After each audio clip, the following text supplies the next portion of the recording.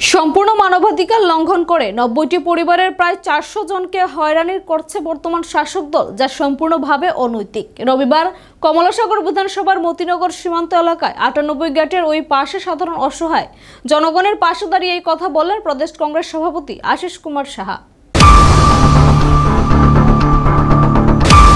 প্রদেশ কংগ্রেস সভাপতি আশিস কুমার সাহা বললেন, ইচ্ছাকৃতভাবে বর্তমান শাসক দল বিজেপি সংখ্যালঘু জনগণের উপর বল প্রয়োগ করছে, যার উদাহরণ হিসেবে মতিনগর সীমান্তের ৯৮ নম্বর গেটের ৯০টি পরিবারের বিদ্যুৎ ছিন্ন করে দেওয়া।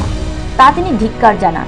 ওই দিন প্রদেশ কংগ্রেস সভাপতির সাথে ছিলেন বিধায়ক সুদীপ রায় বর্মন, কমলাসাগর ব্লক সভাপতি সহ অন্যান্য নেতৃত্বরা। প্রথমে তিনি ৯৮ নম্বর গেটের পাশে সাধারণ জনগণের সাথে তাদের দুঃখ শেয়ার করে নেন।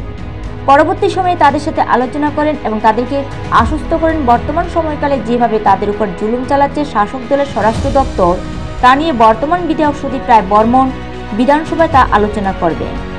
এদিকে প্রদেশ কংগ্রেস সভাপতি আশিস কুমার সাহা আরও বললেন, ইচ্ছাকৃতভাবে মতিনগর এলাকার ৯০টি পরিবারকে প্রশাসন দিয়ে বিদ্যুৎ ছিন্ন করে দেওয়ার চেষ্টা করছে। উল্লেখ্য, গত বৃহস্পতিবার কমলাসাগর বিধানসভার সীমান্তের ৯৮ নম্বর গেটের ওই পাশে ৯০টি পরিবারকে বিদ্যুৎ ছিন্ন করে দেওয়ার জন্য বিদ্যুৎ দপ্তর এবং আমতলী থানার পুলিশ যৌথভাবে এসে বিদ্যুৎ ছিন্ন করার চেষ্টা করে, কিন্তু এলাকার জনগণের চাপে পড়ে শেষ পর্যন্ত বন্ধ রাখতে বাধ্য হয়।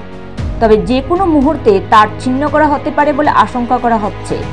আর এই মুহূর্তে রবিবার অসহায় পরিবারগুলির পাশে দাঁড়ালেন প্রদেশ কংগ্রেস সভাপতি আশিস কুমার সাহা এবং বিধায়ক সুদীপ রায় বর্মন।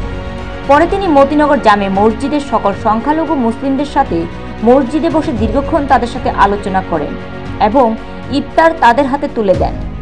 তাদেরকে কাছে পেয়ে মতিনগর এলাকার সংখ্যালঘুরা দারুণ খুশি। এটা টোটালি মানবাধিকার বা হিউম্যান রাইটস ভায়োলেশন করা হচ্ছে এবং করা হচ্ছে দেশের প্রশাসন, এই রাজ্যের প্রশাসন এবং সর্বোপরি সীমান্তরক্ষী বাহিনী, যারা দেশের মানুষকে তাদের নাগরিকত্বের সুযোগটা দিতে প্রতিকূলতা তৈরি করছে, অন্তরায় তৈরি করছে। আমরা হিউম্যান রাইটস এই লঙ্ঘনের কারণে আমরা মানবাধিকার কমিশনেও যাব এবং পরবর্তী সময়ে। নিজস্ব প্রতিনিধি রিপোর্ট, এশিয়ান টাইমস।